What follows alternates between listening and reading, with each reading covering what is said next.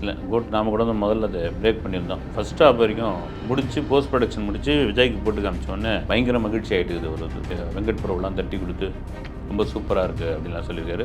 நடிக்கிற போதே வந்து விஜயை பொறுத்த வரைக்கும் ஒரு பெரிய பலம் என்ன தெரியுங்களா, நீங்கள் ஒரு கதை சொல்கிறீங்க அப்படின்னா அந்த கதையை வந்து 1க்கு 10 முறை அப்படியே கேட்கவே ஆரம்பிப்பார். வந்து கேட்க ஆரம்பித்தா அது சில டவுட்ஸ்லாம் கேட்க ஆரம்பிப்பார்.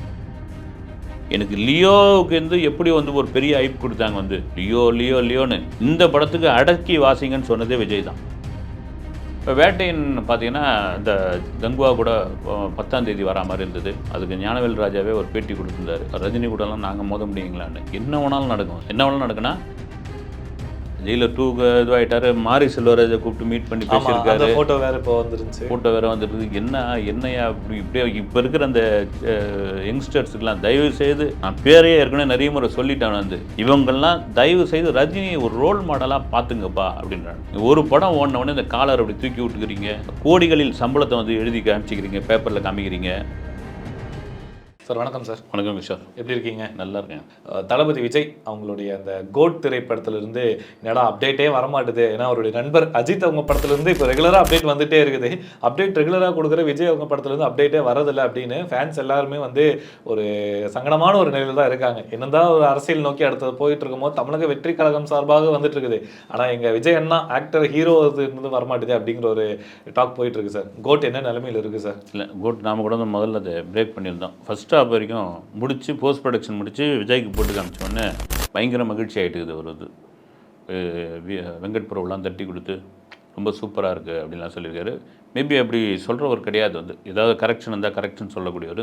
நடிக்கிற போதே வந்து விஜயை பொறுத்த வரைக்கும் ஒரு பெரிய பலம் என்ன தெரியுங்களா, நீங்கள் ஒரு கதை சொல்கிறீங்க அப்படின்னா அந்த கதையை வந்து 1க்கு 10 முறை அப்படியே கேட்கவே ஆரம்பிப்பார். வந்து கேட்க ஆரம்பித்தா அது சில டவுட்ஸ்லாம் கேட்க ஆரம்பிப்பார். அதெல்லாம் சொல்லி முடித்த உடனே ஓகே நான் உங்களை கூப்பிட்றேன் அப்படின்னு சொல்லி அனுப்பிச்சிடுவார். விஜய் கிட்டேருந்து ஃபோன் வந்தால் படம் பண்ணிட்டான், அவர் தான் டைரக்டர்னு முடிவாயிடலாம். அதன் பிறகு டைரக்டர் எந்த மார்க்கில் நிற்க சொல்லுவாரோ அந்த மார்க்லேருந்து நிற்பார், என்ன பேச சொல்லுவாரோ அந்த பேசுவாப்பில்.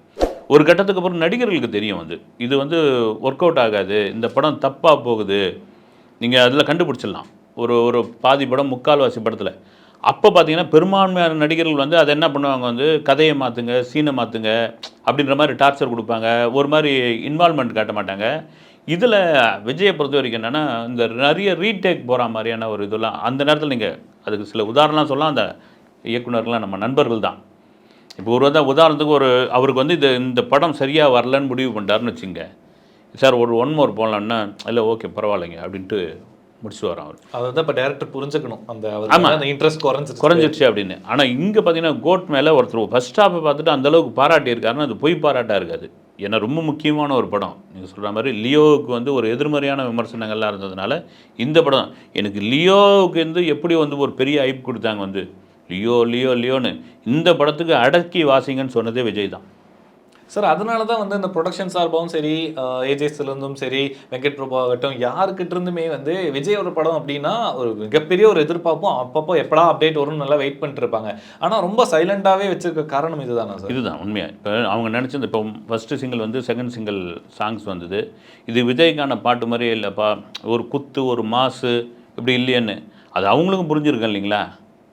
இப்போ யுவன் சங்கர் ராஜாவுக்கும் தெரியும், வெங்கட் பிரபுலாம் சொல்லவே தேவையில்லை. நம்ம மச்சான் பார்ட்டி ரெடின்னு அடித்து தூள் கலப்பக்கூடிய ஒரு நபர் வந்து அதை ஏன் பண்ணியிருக்கலாம். அது மாதிரி ஒரு சாங்கை நிச்சயமாக பண்ணி வச்சுருக்காங்கன்னு எனக்கு தோணுது. வந்து இந்த நெருக்கத்தில் வரும் பொழுது இதை பெரிய ஐப் ஒன்று கொடுப்போம். ஆரம்பத்துலேருந்து இந்த படத்தின் மேலே ஒரு பெரிய எதிர்பார்ப்பை கொண்டு வர வேண்டாம், லியோவில் செய்த தவறை இதில் செய்ய வேண்டாம்ன்ட்டு விஜயோடைய ஒரு உத்தரவுன்னு கூட சொல்லியிருக்காங்க.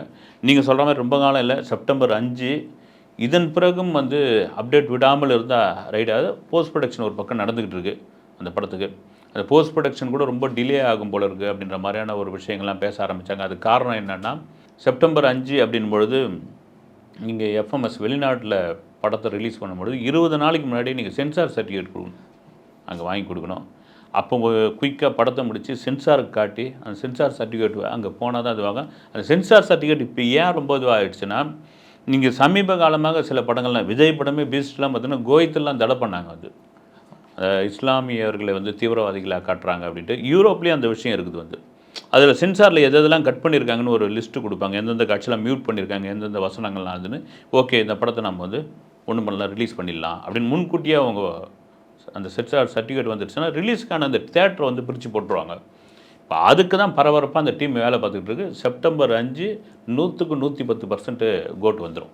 ஓகே சார், இது ஃபேன்ஸ் கண்டிப்பாக ஒரு சந்தோஷமான விஷயம் தான் இருக்கும். கோட் அப்படிங்கிற திரைப்படம் எடுக்கும்போது அதோடைய கான்செப்டே வந்து ஒரு டைம் ட்ராவலருக்கு இருக்கிற மாதிரி ஒரு ஸ்டோரி இவால்வ் வந்துட்டு இருக்கு அப்படிங்கிறது நீங்களும் நிறைய நேர்காணலில் சொல்லியிருந்தீங்க. வெங்கட் பிரபு இதே கான்செப்டில் இதுக்கு முன்னாடி மாநாடுங்கிற ஒரு திரைப்படம் எஸ்டிஆர் வச்சு எடுத்திருந்தாங்க, அதுவும் சூப்பர் டூப்பர் ஹிட் ஆயிருந்துச்சு. ஆனால் தமிழ் சினிமா பொறுத்த வரைக்கும் இந்த டைம் டிராவலர் அப்படிங்கிற படம் வந்து ரொம்ப புதுசு. ஏன்னா இதெல்லாம் ஹாலிவுட்டில் வந்து அங்கே ஆடியன்ஸ் பார்த்து வியந்தது. நம்ம ஆடியன்ஸுக்கு கனெக்ட் ஆகுமா ஆகாதா அப்படிங்கிற ஒரு கேள்வி வந்து வெங்கட் பிரபுக்கே இருந்ததா அவர் வந்து மாநாடு அந்த டைமில் சொன்னாங்க. அது எப்படியோ ஒரு டைமில் கனெக்ட் ஆகி மாநாடு ஹிட் ஆயிருச்சு. ஸோ இந்த கோட் திரைப்படம் எப்படி சார்? ஏன்னா இதுவும் அந்த சேம் அதே ஸ்டோரி லைனில் போயிட்டு இருக்குது. ஸோ இது ஆடியன்ஸுக்கு போய் எப்படி சார்?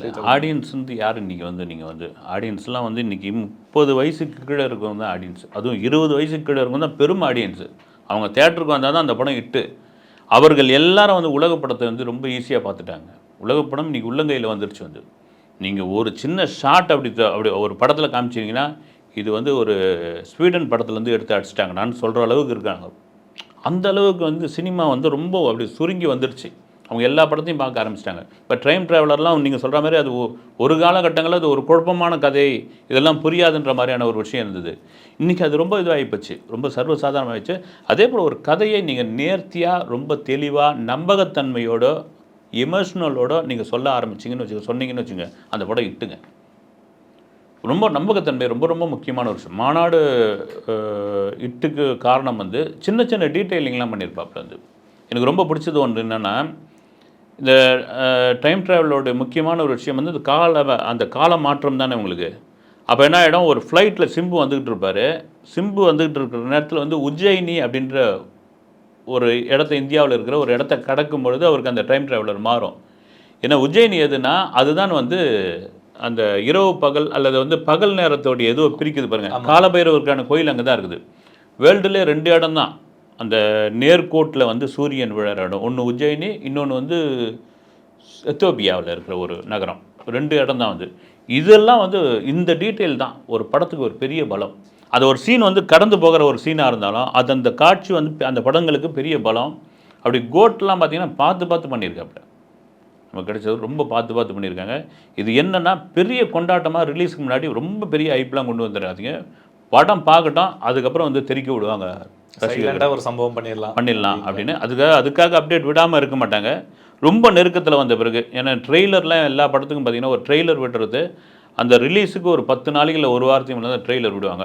அதுக்கு முன்னாடி கிளிம்ஸ் வீடியோ இருக்குது, மேபி டீசர் இதுக்கான வாய்ப்பு இல்லை. இந்த படத்துக்கு ஆடியோ லான்ச் இருக்குது. அப்புறம் வந்து இன்னும் தேர்ட் சிங்கிள் இந்த விரைவில் இருக்குது. இப்போ கூட யுவன் சங்கர் ராஜாவை கேட்டாங்க தேர்ட் சிங்கிள் என்னங்கன்ட்டு. ரெடி ஆகிடுச்சு, விரைவில் வரும். நான் சொல்ல மாட்டேன், ஏதாவது என் வாயை பிடிங்கிறாருங்கன்ற ரேஞ்சில் அவர் இறங்கி ஓட ஆரம்பிச்சிட்டார் ஒரு ப்ரெஸ் மீட்டில் வந்து. அதனால் வந்து கண்டிப்பாக கோட் ஒரு வெற்றி படம்னு அவங்க வந்து ஒரு முடிவு பண்ணிட்டாங்க. ஏன்னா ஏஜிஎஸ் நிறுவனத்தில் அர்ச்சனா கல்பாத்தி கூட ஒரு இதெல்லாம் சொல்லிட்டாங்க, கோட் சம்மந்தமான வதந்திகள்லாம் யாரும் பரப்பாதீங்க. இன்றைக்கி என்னென்னா ஒரு இதுவான விஷயம், தொடர்ச்சியாக வந்து கார்ப்பரேட் கம்பெனிகள் படம் எடுக்கிறது ரொம்ப கார்ப்பரேட் நிறுவனங்களே குறைஞ்சிக்கிட்டு வருதுங்க. வந்து இன்றைக்கி படம் எடுக்கிறது யாருன்ற அளவுக்கு ஆகிடுச்சு வந்து. அதனால் இந்த மாதிரி படங்கள்லாம் வெற்றி படமாக மாற்றணுன்ற, அதில் வெற்றி படமாக ஆக்கணும். அது மேலே போயிட்டு எதிர்மறையான விமர்சனங்கள்லாம் சொல்லி அதை காலி பண்ணக்கூடாது. ஒரு பக்கம் தளபதி விஜய் அவர்கள் 68, 69க்கு அப்புறமா ஒரு பிரேக் எடுக்கிறாரு. இங்கே அஜித் அவர்கள் வந்து குட் பேட் அக்லிக்கு அப்புறமா அவரோட அந்த ஆப்ரேஷன் ரிலேட்டடாக ஒரு சின்ன ஒரு பிரேக் எடுக்கிறாரு. இவங்க ரெண்டு இப்படி பிரேக் எடுத்துகிட்டு இருக்கும்போது பிரேக்கே இல்லாமல் தலைவர் ரஜினிகாந்த் அடுத்தடுத்த படங்கள் பண்ணிக்கிட்டு போயிட்டே இருக்கார் ரேம்பேஜில். அப்படி போயிட்டு இருக்கும்போது இப்போ அவர் பண்ணி முடிச்சுட்டார் ஆல்மோஸ்ட் வேட்டையின் திரைப்படம்.